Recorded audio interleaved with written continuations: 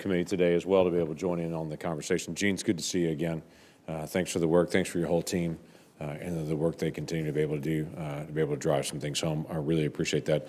It may surprise you that I'm going to ask first about taxpayers' right to know. I know it'll be shocking to you for me to be able to bring this up. This is an area that you and I have worked on for years, trying to be able to get to a point that we can discover what's happening and where we have duplication in government. Your team spends months working on things we should be able to pull up in seconds online, and we're working towards that. OMB had some small pilots back in 2019, 2020 on that. They've now tried to be able to advance on it. So I've got a couple of questions. Are you tracking week to week, month to month on the progress being made on taxpayers' right to know implementation? Are they on track to be able to make it by 2027? We are tracking it. In fact, our team has a meeting with OMB again tomorrow. We're meeting on a regular basis with them. Whether they're on track or not yet, I think that's an open question.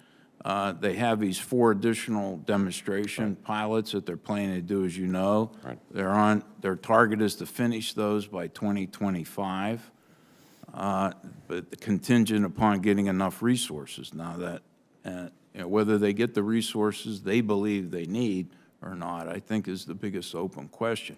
My understanding is they're looking at some of the pilot programs, talking somewhere around $20 million to be able to run a pilot program for 4 of them. Am I remember that number correctly?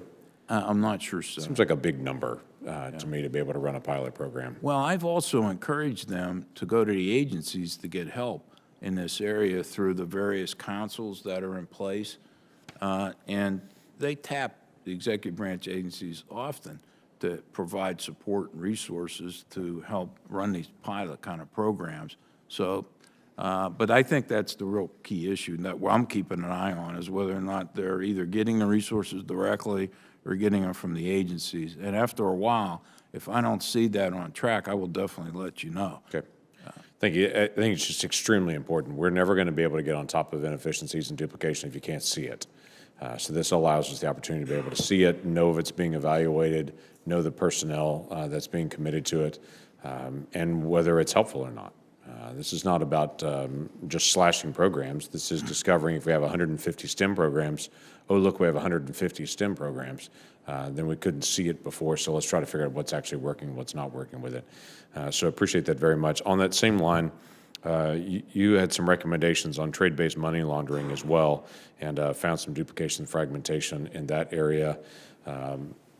It brings up to me an issue that I've been poking around on a little bit on it, and it's the lines of authority in federal law enforcement. We have FBI, we have DEA, we have ATF, we have Homeland Security investigators, we have Treasury that's actually doing investigations. Almost all of, in fact, all of those deal with cyber crimes, for instance, plus we have CISA that actually engaged with as well. Have you all been able to do a recent study on overlap on federal law enforcement, how we're maintaining silos and cooperation there, or where we actually have authorities in some places where we may have 4 different branches of federal law enforcement have authority there? Yeah. The latest work we did was in 2020. We looked at the Secret Service and their activities versus others. Interestingly, what we found, we talked to 12 prosecutors. And from a prosecutorial stand of view, their view, all 12, said that they thought it was beneficial to have more than one agency involved and have jurisdiction because they bring different skills to the process. Now, 2 of the 12 said there are some negatives and inefficiencies, and sometimes multiple agencies are investigating the same entity without either one of them knowing about it. Right. So, but we haven't done a broad-based work for a while. I'd be happy to talk to you about doing some additional work. This has been an issue. I've been in government a long time. This has been an issue for a long period of time. Now, in fairness to the agency, sometimes they will have task forces, like there's an organized drug task force at the Justice Department. There's some other task forces where they bring together all the skills, and it's done very well and effectively. The pandemic was another case where they've done that. So if it's done well, it can be advantageous. If it's not done well, it can be wasteful and duplicative. There are moments when there's a crime scene that has federal nexus on it, and you have 4 or 5 different agencies all show up.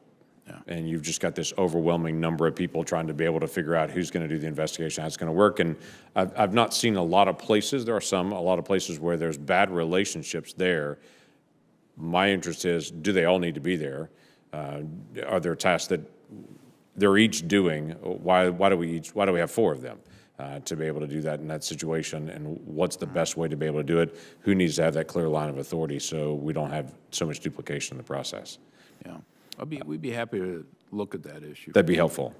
Same issue you've dealt with before on dealing with the border, and you dealt with last year looking at DOD assets being used at our southern border for assistance there. My understanding is there's still 7 recommendations that are open dealing with DOD, but that seems to be accelerating. We had U.S. Marshals that were down at our border last week actually trying to be able to help in some of the chaos there at the border to be extra manpower. Have you looked at all this manpower usage from multiple different agencies in their delivery to the border? Not to my knowledge. No, nothing recently. It's just an issue trying to be able to determine, best use of resources, what that actually looks like. There's now contract workers that are coming on board as well at our southern border, trying to be able to help facilitate. Our Border Patrol, it's no grand secret, the drug dealers all know it, but our Border Patrol is so overrun that they've stopped doing checkpoints. They've stopped doing a lot of the interdiction for drugs along the border and in between the border points of entry because they just have the manpower because they're checking in so many people that are crossing the border illegally.